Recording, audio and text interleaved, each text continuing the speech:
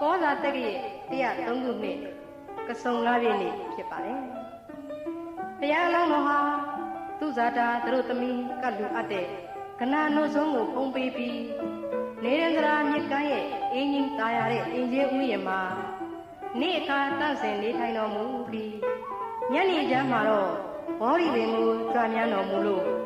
သုရိယမောင်စင်ရဲ့မျက်စိစုပ်ကိုအလှခံတော်မူပြီးဖျားမဖြစ်သမျှငါမထတော့အောင်လို့အဋိဋ္ဌံပြုလို့ထက်ဝဲဖွဲ့ခွေနေထိုင်တော်မူရာမှာယမတရားနတ်အများတို့ဟာဘုရားဘုရားရှင်ထံဥခိုက်ရောက်ရှိနေကြတဲ့အချိန်ဖြစ်ပါတယ်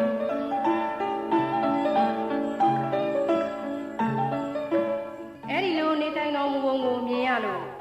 ဧကံမုတ်ချဘုရားဖြစ်တော်မှာပဲလို့သိတဲ့မနတ်မင်းဟာနတ်စစ်သည်တွေကိုတတ်မတော်ကြီးဖန်တီးလိုက်ပါတယ်အဲ့ဒီနတ်စစ်သည်တတ်မတော်ကြီးဟာဆိုရင်ရှေ့က12ယူဇနာလက်ဝဲလက်ရာ12ယူဇနာစီအထက်9ယူဇနာနဲ့နောက်မှနတ်စစ်သည်များဟာစัจ java လာတိုင်းထိအောင်ဖြစ်ပါတယ်နတ်စစ်သည်တတ်မတော်ကြီးကိုလက်နဲ့မျိုးစုံကိုင်းဆောင်စေပြီးမနတ်ကိုယ်တိုင်က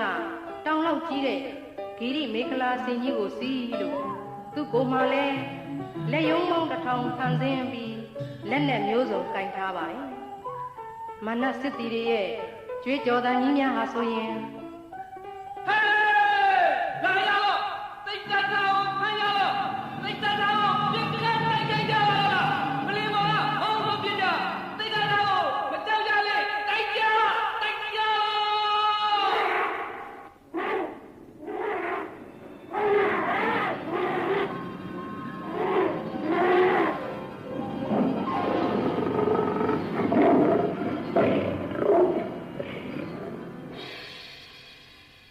အဲ့ဒီလိုကြွေးကြော်သံတွေဟာယူဇနာ1000ကတောင်ကြားရပါတယ်။တရားမင်းတောင်ဖိမ့်မိန်တုံအောင်ကြောက်လန့်ပြီးထွက်ပြေးသွားခဲ့ရပါတယ်။ဘုရားဖရာရဲ့သာသနာပြုလုပ်ငန်းမအောင်မြင်အောင်တိုက်ခိုက်ကြပေမဲ့မဟာဂယုဏတော်ရှင်မြတ်ဖရာကတော့တပါးတဲ့နဲ့မတုံ့လှုပ်ပဲမေတ္တာတရားကိုသာပွားများပြီးနေတဲ့အခါမှာမနတ်ရဲ့စစ်လက်နဲ့တွေဟာအရာမရောက်ပဲရှိနေပါတော့တယ်